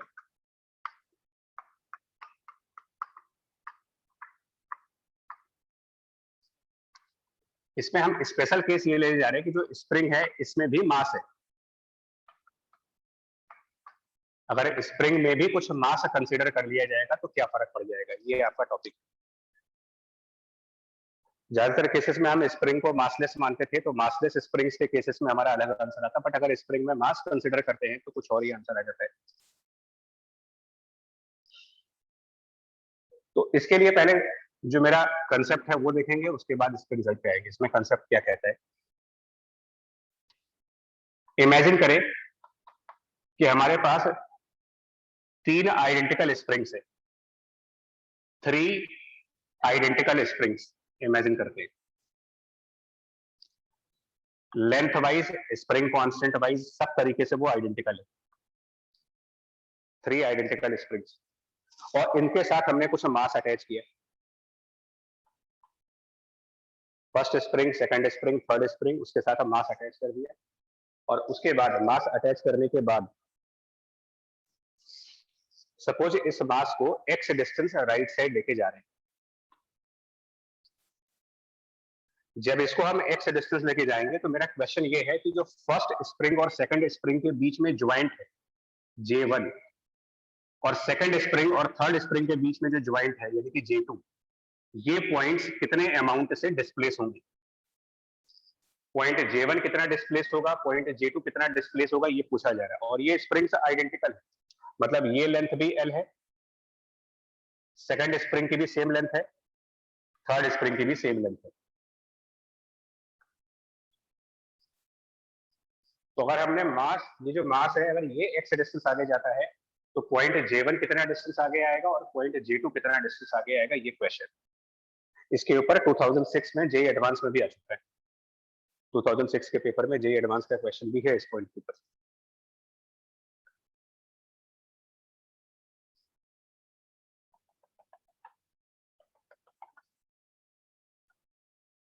सिक्स या 5 ऐसे कुछ होगा, या 2006 है या फिर 5, और मेंस में भी 2014 में आ चुका है।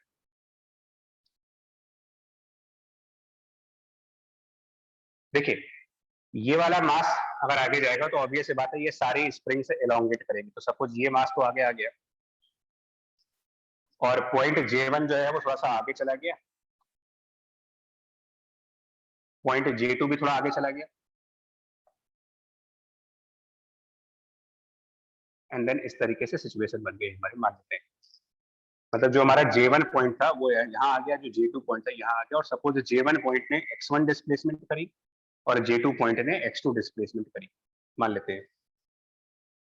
और अब मास ने जो डिस्प्लेसमेंट करा है वो x करा है। इस लॉजिक से क्या बता पाएंगे कि जो पहली वाली स्प्रिंग है इसमें कितना इलोंगेशन है? फर्स्ट स्प्रिंग में, ये स्प्रिंग में इलोंगेशन कितना है? इस स्प्रिंग का एक एंड फिक्स है और दूसरा वाला एंड x1 डिस्टेंस आगे चला गया, तो इलोंगेशन इन दिस स्प्रिंग, जो लेफ्ट साइड वाली स्प्रिंग थी, नेचुरली इसका इलोंगेशन लिखा जाएगा x1। मिडिल स्प्रिंग का इलोंगेशन कितना इलोंगेट हुई है मिडिल वाली स्प्रिंग? तो मिडिल स्प्रिंग की थोड़ी कहानी अलग है, बिकॉज मिडिल स्प्रिंग का लेफ्ट साइड और मिडिल स्प्रिंग का राइट साइड दोनों ट्रेवल कर रहे हैं। मिडिल स्प्रिंग की जो लेफ्ट साइड है वो x1 डिस्टेंस आगे आई और इसकी राइट वाली साइड x2 डिस्टेंस आगे आई, तो इनमें रिलेटिव डिस्प्लेसमेंट देखेंगे और उसको कहेंगे कि ये इस मिडिल स्प्रिंग का एलोंगेशन बनेगा, मतलब कि x2 minus x1 elongation in this middle spring. और तीसरे वाले स्प्रिंग में, जो राइट वाली स्प्रिंग है, उसकी भी सेम स्टोरी, उसका भी एक पॉइंट x2 डिस्टेंस आगे जा रहा है और ये वाला पॉइंट x डिस्टेंस आगे जा रहा है, तो रिलेटिव डिस्प्लेसमेंट यानी कि इसका एलोंगेशन हुआ x माइनस x2, इनके एलोंगेशन है। अब ये तीनों स्प्रिंग्स कुछ फोर्सेस लगाएंगी,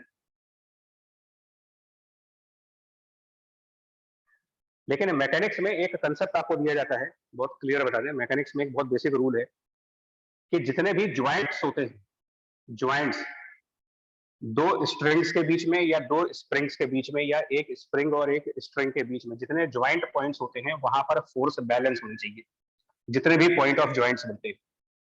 तो ये joint between the two springs है, तो इस पॉइंट पर दोनों साइड बराबर फोर्स लगनी चाहिए। सो लेफ्ट साइड वाली स्प्रिंग जो फोर्स एक्सर्ट करेगी वो होगी K into elongation x1। Middle वाली स्प्रिंग जो फोर्स एक्सर्ट करेगी इस ज्वाइंट पर वो होगी K और इसका एलोंगेशन x2 माइनस x1। ये एक इक्वेशन। ज्वाइंट J2 पर भी दोनों तरफ बराबर फोर्स, तो लेफ्ट साइड की फोर्स हो जाएगी वो सेम है, ये K x2 माइनस x1, ये लेफ्ट वाली फोर्स। इस ज्वाइंट पर राइट वाली स्प्रिंग की जो फोर्स होगी वो होगी K इंटू इसका एलोंगेशन x माइनस x2। ये सारे फोर्सेस बराबर।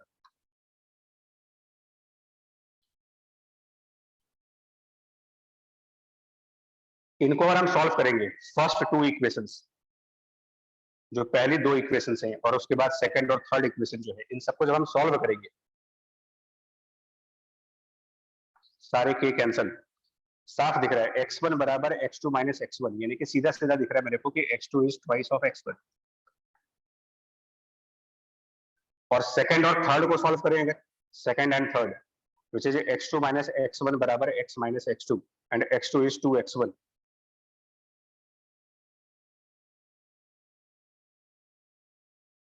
तो इससे आप ये सब निकाल दो तो x1 बराबर x by 3 आ जाएगा। एक बार क्रॉस चेक कर लेना अपने आप, x1 equals to x by 3, यानी अल्टीमेटली रिजल्ट Yes, sir. आ रहा है x1 x by 3 आ रहा है और x2 की वैल्यू 2x by 3 आ रही है। क्यों कराया गया ये बताता हूँ आपको। मतलब जब सबसे, सुनिएगा, सबसे राइट वाला एंड, सबसे राइट मोस्ट वाला एंड जब x अमाउंट डिस्प्लेस कर रहा है, सबसे राइट वाले एंड ने जब डिस्टेंस x ट्रेवल किया, तो J1 ज्वाइंट ने जो डिस्टेंस कवर किया है, मतलब यहाँ पर जो पॉइंट है J1, उसने जो डिस्प्लेसमेंट कवर करी वो x/3, J2 ने जो डिस्प्लेसमेंट कवर करी वो 2x by 3। रिजल्ट क्या हुआ देखो, सबसे राइट वाला एंड हमारे इस वॉल से कितने डिस्टेंस पे है, देखिए राइट वाला एंड वॉल से कितने डिस्टेंस पे है, फ्रॉम दिस वॉल, इस पॉइंट का डिस्टेंस L प्लस 3L। तो जो पॉइंट इस वॉल से 3L की डिस्टेंस पे है, जो पॉइंट वॉल से 3L डिस्टेंस पे है, उसका डिस्प्लेसमेंट हो रहा है x का। J2 पॉइंट वो इस वॉल से 2L की डिस्टेंस पे है और उसका डिस्प्लेसमेंट आ रहा है 2x by 3।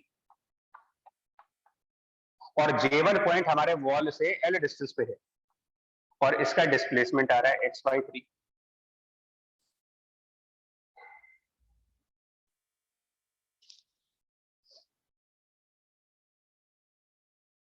क्या इन सबका रेशियो सेम नहीं आ रहा है? देखो, distance from the wall and displacement, distance Yes, from the sir. Wall and, आप छोड़ो, अगर मैं इनका रेशियो निकालूं, इनका रेशियो निकालूं और यहाँ पर रेशियो फाइंड करूं, आप एक बार क्रॉस चेक करिए कि ये तीनों सिमिलर रेशियो नहीं आ रहे। Yes sir. Yes, sir. ये है इसका कंसेप्ट। मतलब कोई पॉइंट कितने अमाउंट से डिस्प्लेस होगा, अगर सबसे आखिरी वाला एंड एक्स अमाउंट से डिस्प्लेस कर रहे हैं, तो बीच का कोई पॉइंट कितना डिस्प्लेस करेगा, वो एक पैटर्न को फॉलो हो रहा है, उसमें एक पैटर्न बन रहा है। Distance from the wall and displacement का रेशियो कांस्टेंट आ रहा है।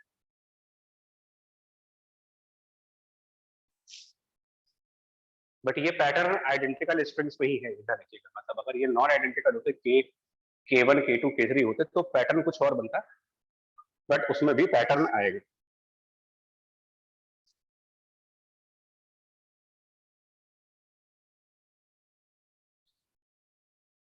अब इस कंसेप्ट को हम, ये जो पूरा हमारा कंसेप्ट है, इसको इस आर्टिकल में यूज करने जा रहे हैं।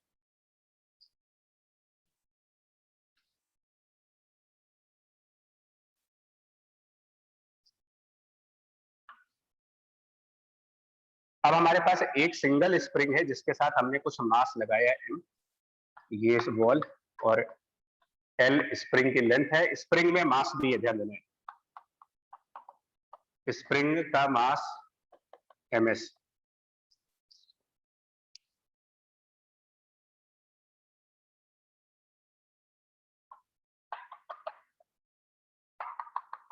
सपोज करते हैं कि ये जो मास है वो थोड़ा सा आगे ट्रेवल कर गया, या पहले ही डायग्राम में देखो, फर्स्ट डायग्राम में आपको समझ में आ जाएगा। सपोज इस मास में कुछ वेलोसिटी है v, मास में एक वेलोसिटी v है। अब मेरा आपसे क्वेश्चन ये है, मैंने स्प्रिंग का कोई पॉइंट चूज किया, स्प्रिंग पर कोई आर्बिट्री पॉइंट जो कि इस वॉल से x डिस्टेंस पे है। ये पॉइंट कितनी वेलोसिटी से चल रहा होगा, ये मेरा क्वेश्चन है यहाँ पर। अगर वो ब्लॉक v वेलोसिटी से चल रहा है, तो स्प्रिंग का वो पॉइंट जिसका distance from the wall x है, ये कितनी वेलोसिटी से चलेगा? क्या ये भी उतनी ही वेलोसिटी से चलेगा जिस वेलोसिटी से ये ब्लॉक चल रहा है, या यहाँ की वेलोसिटी में और यहाँ के वेलोसिटी में डिफरेंस होगा? डिफरेंस ऑब्वियसली होगा, क्योंकि अगर ये पॉइंट और ये पॉइंट सेम वेलोसिटी पे चलने लगेंगे, तो इनके और इनके बीच कोई रिलेटिव डिस्प्लेसमेंट नहीं होगी, स्प्रिंग में कोई एलोंगेशन ही नहीं आएगा। स्प्रिंग एलोंगेट हो रही है, मतलब यहाँ पर और यहाँ पर वेलोसिटी में डिफरेंस होना चाहिए। ये उसी पैटर्न को फॉलो करेंगे। डिस्टेंस फ्रॉम द वॉल और वेलोसिटी का जो रेशियो होगा, और इस पॉइंट के लिए डिस्टेंस फ्रॉम द वॉल और वेलोसिटी का रेशियो, सपोज इस वेलोसिटी को हम vx कह देते हैं, मतलब वेलोसिटी एट x डिस्टेंस, ये सेम पैटर्न फॉलो करते हैं। जो बिकॉज जो पैटर्न डिस्प्लेसमेंट में आएगा वही पैटर्न वेलोसिटी में भी आएगा। मतलब कि L upon v should be equal to x upon velocity at x distance. मतलब कि velocity at x distance will be x by L multiplied by v। ये यहां पर वेलोसिटी आएगी, और इसीलिए जब आप x इक्वल टू 0 पुट करेंगे, x इक्वल टू 0 मतलब लेफ्ट साइड, तो यहां कोई वेलोसिटी नहीं आएगी, बिकॉज ये फिक्स पॉइंट है, 0 वेलोसिटी। और x equal to L put करिए, x इक्वल टू L मतलब राइट मोस्ट पॉइंट, वहां वेलोसिटी v आ जाएगी।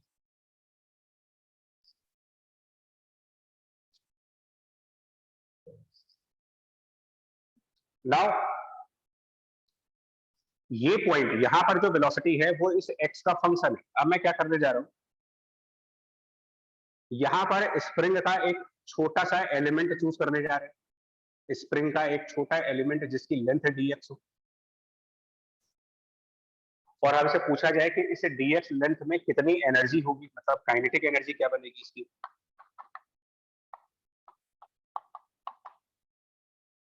तो हम कहेंगे इसकी काइनेटिक एनर्जी होगी हाफ dx पोर्शन का मास चाहिए, total mass of spring divided by length of spring into dx, ये उस पोर्शन का मास है, इंटू ये dx जिस वेलोसिटी से चल रहा है और इस एलिमेंट की वेलोसिटी ये है, यानी यहां पर x by L into V इसका स्क्वायर। ऐसे में अगर कहा जाए कि पूरे स्प्रिंग की काइनेटिक एनर्जी कितनी, kinetic energy of the complete spring,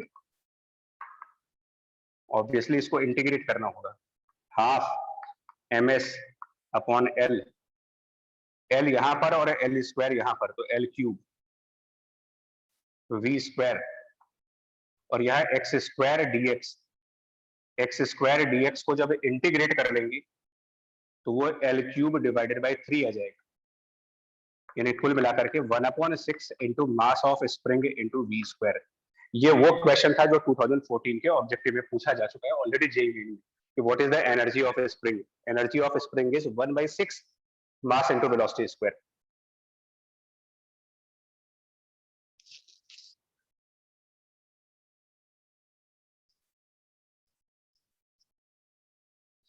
So total kinetic energy of spring plus block system,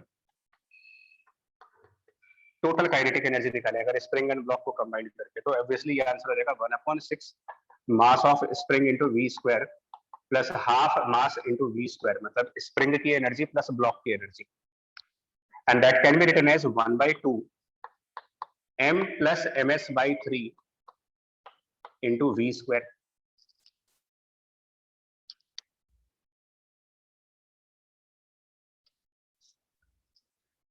सो ये जो m प्लस ms बाई 3 है, ये अब हमारे लिए कह रहेगा इफेक्टिव मास,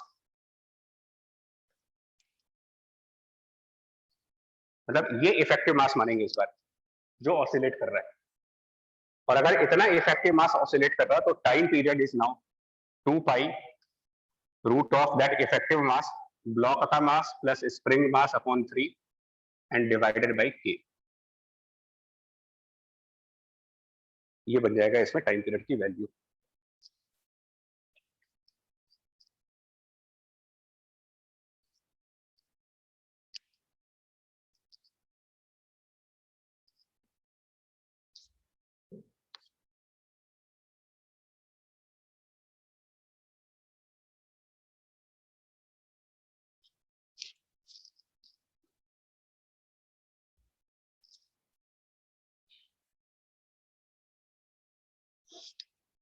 कुछ क्लियर हुआ इसमें? Yes sir. ठीक है, पूरा कंसेप्ट के साथ, वर्किंग के साथ, और मतलब मेरी कोशिश बार बार मैं फिर बोल रहा हूँ आपसे कि प्रीवियस ईयर क्वेश्चन को माइंड में रखते हुए जितना हम कर सकते हैं वो करें, और आने वाले क्वेश्चन जो बन सकते हैं वो भी हम कर सकते हैं इसमें। अब आप मेंस एडवांस दोनों के ही क्वेश्चन लगा सकते हो इस बेसिस पे, स्प्रिंग वाले क्वेश्चंस में।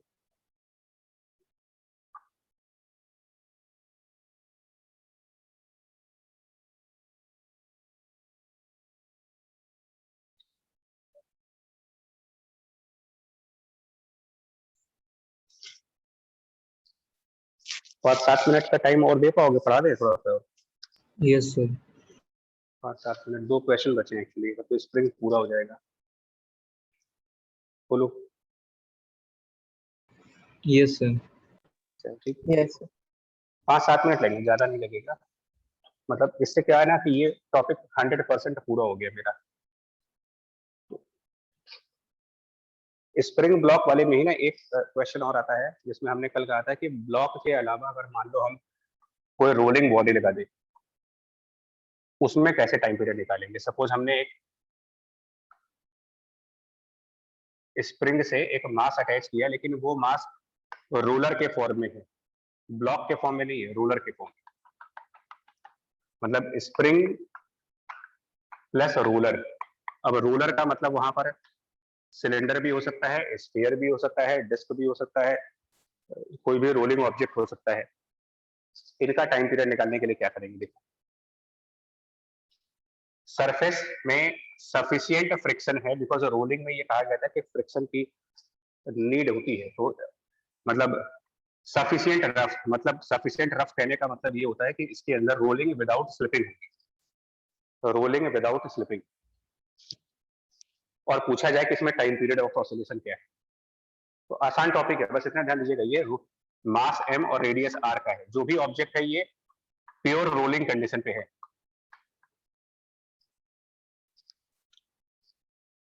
सपोज इसका सेंटर x डिस्टेंस आगे बढ़ता है और उसमें v वेलोसिटी आती है, सेंटर x डिस्टेंस आगे जाएगा और v वेलोसिटी आएगी।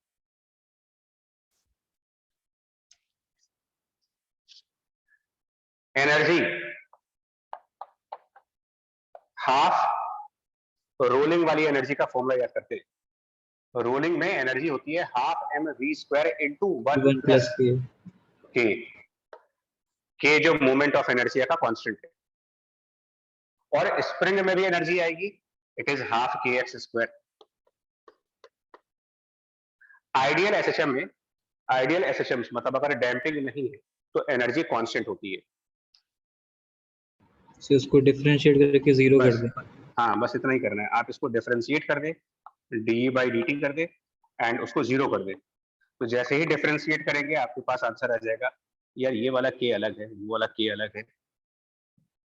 मैं एक एग्जांपल ले लेता हूँ यार, यहाँ पर ज्यादा अच्छा होगा। यार डिस्क का एग्जांपल ले लो, तो यहाँ 1/2 कर दे रहे हैं, तो ये 3/4 मास और वेलोसिटी के स्क्वायर का डिफरेंशिएशन वो हो जाएगा 2v, dv by dt will be acceleration, half के एक्स स्क्वायर डिफरेंशिएट करेंगे तो हाफ के, यहाँ 2x, और dx by dt is the velocity. 0 कर दीजिए इसको। यहां से वेलोसिटी और यहां से वेलोसिटी कैंसिल, और इससे डायरेक्टली एक्सेलरेशन की वैल्यू मिल जाती है। ये 2 और 2 कैंसिल हो जाएंगे, तो -4kx upon 3m।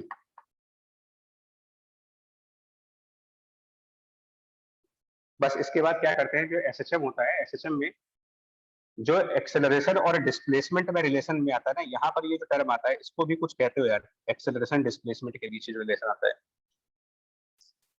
Omega. Omega square होता है एक्चुअली।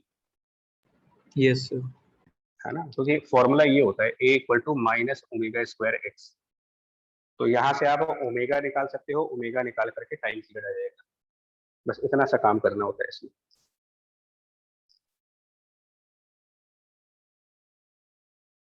एक थोड़ी सी केयर करनी पड़ती है, केयर ये करनी पड़ती है कि स्प्रिंग कहां पर अटैच है, ये भी इंपॉर्टेंट है। जैसे हम लोगों ने इस क्वेश्चन में स्प्रिंग को सेंटर पे अटैच किया है।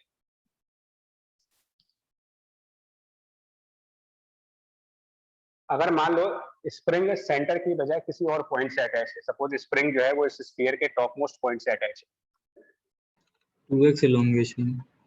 हाँ, बस इतना सा फर्क आएगा। उस केस में क्या होता है कि रोलिंग में ये हम लोग को बताया जाता है कि अगर रोलिंग प्योर रोलिंग हो रही है तो सेंटर की वेलोसिटी अगर v होती है तो टॉप मोस्ट पॉइंट की वेलोसिटी 2v होती है रोलिंग के कंसेप्ट में। तो अगर हमने सेंटर को डिस्प्लेस किया है x अमाउंट से, तो टॉप मोस्ट पॉइंट जिससे स्प्रिंग लगा है यहाँ पर 2x का डिस्प्लेसमेंट आएगा। और जब यहाँ 2x का डिस्प्लेसमेंट आएगा तो एनर्जी ऑफ स्प्रिंग लिखते समय हाफ के एक्स स्क्वायर की जगह पर 2x का स्क्वायर कर देंगे, जिसकी वजह से एक 4 का टर्म एक्स्ट्रा आ जाएगा, और 4 का टर्म एक्स्ट्रा आएगा तो यहाँ पर आपका 16 का टर्म आ जाएगा। बस ये चेंजेस होते जाएंगे इसमें।